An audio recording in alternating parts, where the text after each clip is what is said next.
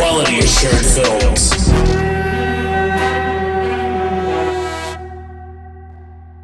Welcome back to QA Films Weekly, episode 9. I'm Mike, and my pronouns are he and him. And I'm Jon, and my pronouns are he and him. Mike, what week are we in? It is the week of July 6th, 2020. Today is the 11th of July. Yes, we're recording a little later than we normally would. These would normally be out, the Friday, as opposed to whatever day today is. Not that you're watching it the day that it came out, but who knows? We might as well just change our name to QA Films News Weekly because it's hard not to talk about all the crazy stuff going on in the world. So let's roll the graphic and let's begin the madness.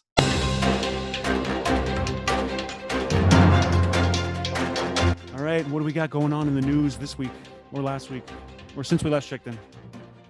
Well, we're gonna change our format a little bit because there's just so much, and I think while I want to talk about the issues, I don't necessarily want us to just be reporting the news for an hour every week, which is kind of what we started to turn into. So we'll see how this works. We can always make adjustments, but what I think we're going to try is picking one topic each and talking about that, trying to make the show run a little quicker. Yeah, that makes sense. Right. So in general, as usual, cancel rent and evictions, Black Lives Matter, wear your masks, abolish ICE, police and prison abolition now. With that said, the story that I wanted to bring up this week, which has been going on for the last few years, which, if you can believe it, started before Obama was out of office, was the Dakota Access Pipeline, the oil pipeline in North and South Dakota on the Lakota land. And that was shut down this past week indefinitely. I can't say for good, because it's technically been shut down for a full environmental evaluation. Before this, it was paused with the expectation that it was going to reopen. Now the ruling was that it's shut down. The Army Corps of Engineers is going to have to do a full environmental reassessment, which could take several years, and likely they will need to reapply for a new, I don't know if permit is the right word, but they'll have to resubmit a new project plan, I guess. So it's not like it's over, but for the time being, the project has stopped. Good. So that's still a win in the short term. Got to take the wins where we can get them, I guess. That's amazing, man. No, I mean, you're right. Take the wins because there's so little of them nowadays. It's really hard. But we all remember the protests when all this was going on, and people were, camping out there, refusing to leave in the bitter cold. Standing Rock. Yeah. Mm-hmm. That's good. I'm glad. I hope by the time they come back around to it, somebody different is in office. So we'll see. What do you got for this week? It's kind of about the schools and the pressure that Trump is putting. Trump is putting pressure on governors, and he's going on TV and talking about how in the fall, no matter what, we need schools to open. Kids need to go back. It's bad for them not to be, in front of each other, face to face. Over the internet isn't working. Sure, some of those things might be true, but what scares me the most, and I told you in the past that I felt hopeless a lot of the times because of the shit that goes on, is he had a speech since the last time we checked in, and he was literally saying to them, I'm going to cut funding. I'm going to figure out a way to punish you. I'm going to talk to the CDC because I feel like their guidelines are a little too strict. And then the CDC is like saying that we're going to have some new guidelines coming out next week. So I guess my overall point is presidential abuse of power is fucking terrifying, because when I see the commander in chief on TV saying that I'm going to talk to the people that are telling you science facts, and I'm gonna, let them know that doesn't matter. Let's refigure this out so that I can get my way. And then them kind of going, okay, we will. They haven't flat out said they are going to be like, yeah, go to school, but I'm fucking scared of what this means. At what point are we gonna just check this motherfucker? We need him gone in November, no matter what. I don't give a fuck who replaces him, but somebody needs to. Period. Because then we can check that person. That's all I have. I don't have anything. All right, that was the news. Moving into entertainment talk. We actually do have a graphic for entertainment talk. Roll it. I've created one since. I haven't yet, but I will. Or I'm just saying this with music while I speak. Yes. Before that, we have to do a little bit of an in memoriam. We missed it last week. I wanted to touch on it. Rob Reiner, R.I.P., creator of so many famous comedies and movies. And the one I wanted to call out specifically that was very influential on me was Spinal Tap. So I didn't want to let that go unsaid. And also Enyo Moricone, we lost this past week, who you may know as the composer of such famous film scores as The Good, the Bad, and the Ugly. Oh. Among a ton of others. But that I wanted to kind of make these a little bit personal to the ones that had the most impact on me. So, yeah, R.I.P. Rob Reiner and Ennio Morricone. So up first, basically a lot of Batman-related news. Even though I'm wearing a Superman shirt. Oh. We talked in an earlier weekly about Ruby Rose having left this. Was it on CW? Batwoman. Yep. And that role has been recast. I guess technically it's not recasting Kate Kane. That character who is Batwoman's alter ego, what happened to her, they're going to make the central plot of the next season. So they're not replacing that character, but they are a new character will become Batwoman. And okay. That character to be named is going to be they cast that character with the actor Javicia Leslie, who is a black woman. Nice. So that is interesting casting. I think that's good for representation, and I'm looking forward to seeing what they do with that. I'm still looking forward to seeing what the fuck happened with Ruby Rose. I know, because it was only one season that she was on. Was she on the crossover too? The CW? Oh, wow. She was, and I recommend watching those. I kind of talked about that. They're cheesy as hell, but like that, I think that's one of their strengths.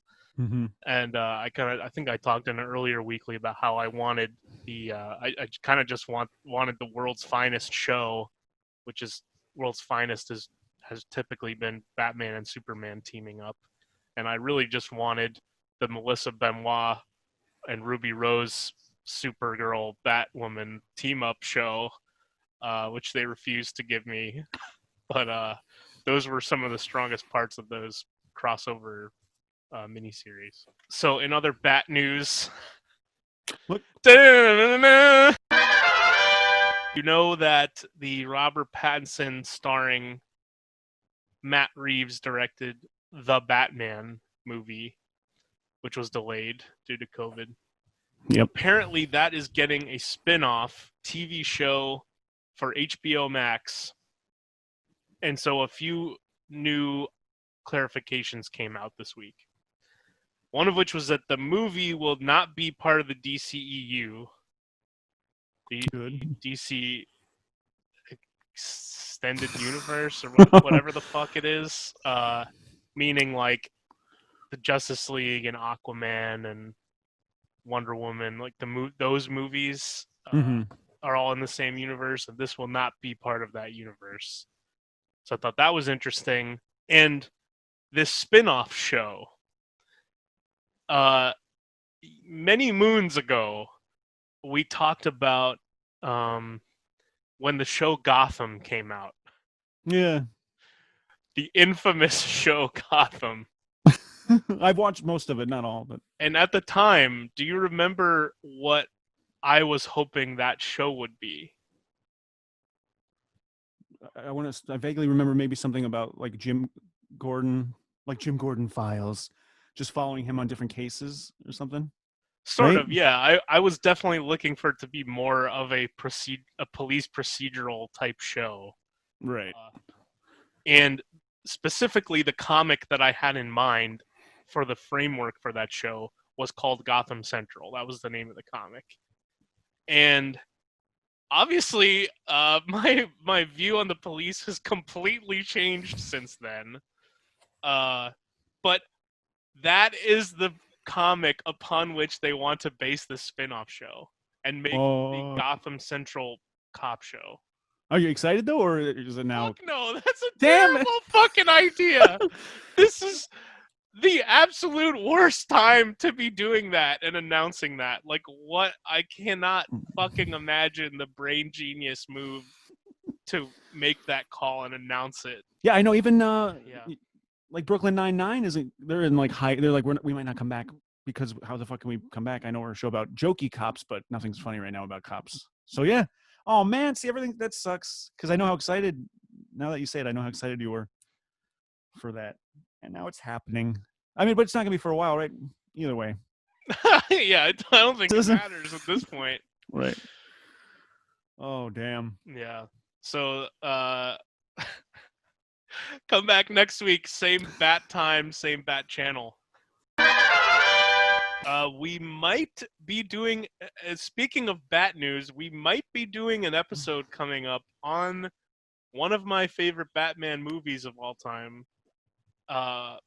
Potentially the best Batman movie of all time. So just as a reminder, hit subscribe and ring the notification bell so that when that to be announced film comes out, our episode, you will get notified. Yes. Looking forward to that. Moving on. What have you been watching, John? Well, since we last checked in, I talked about on one of our episodes, maybe the reboot of Twilight Zone, the Jordan Peele created Twilight Zone. It actually came out last year. We had our second season drop maybe like a week or two ago, and it is fantastic. It's kind of like if you've seen Black Mirror, which I love Black Mirror. It's a toned down version of that. Still kind of stays true to the Twilight Zone feel. And of course, Jordan Peele is the narrator, which is amazing. He does the same thing as Rod Sterling, where he's like standing there at the beginning of the episode and introducing us to what's going to happen. But the cast of characters, the diversity, the big names of people that are in these episodes will keep you watching. In fact, in one of our episodes, the Invisible Man. Remember we talked about Jimmy Simpson? Yeah. Yeah, he's literally in the first episode of the new season. It's amazing. It does kind of give you that feeling at the end where you're like, oh God, like what did I just go through? But nowhere near the way you feel, like the dread you feel after like Black Mirror, which again I love. But you got to kind of be ready to sit down and watch an episode of Black Mirror. So season 2 is available now, and you should definitely check it out. I watched a lot of good YouTube video. I mean, I watch a lot of YouTube. You can go back and watch a couple of episodes we did specifically dedicated to my YouTube recommendations for last year, 2019. I watched some more great videos this week. I will quickly list them off. We'll put the links in the description. I watched The Cult of Tradition by Renegade Cut, Decolonizing Games by Conquest of Dread, The Subtly Fascist Messaging of Fantasy Games by That Jess, The Top 10 Clowns of 2020 by Lexicog, and The Wind Can GTFO, which was a review of an analysis of Gone with the Wind by Melina Pendulum. That's the channel name. Author and host Princess Weeks. Nice. I kind of felt like the titles described most of those, but these are all videos that are helping me along the way of learning about activism and anti-racism and the systems of white supremacy that have been built up around us that because we've been living in and benefiting from them and indoctrinated into them, maybe we're not. So sometimes it's hard for us white people to see through them. So all these videos are helping me to do that. So that's why I recommend watching them. Educate yourself. Yes. What else you got? Well, I always feel like an idiot when I'm not going to say I watched more Floor is Lava, even though I love it. but I did kind of revisit a book right here that I read that was turned into a movie back in 2018. A lot of people, of course, watched it. I don't think you saw it, Mike, ever, and you should watch it. Bird Box. That's right. I revisited it. Fucking amazing film. We talked about it in one of our end of year episodes. You can go back and watch what John had to say about it there. Bird Box. Read the novel. It's fantastic. It really is. That's all I've been watching, really. All right. So we've come to our housekeeping segment for QA Films. So what would you like to point people to, John?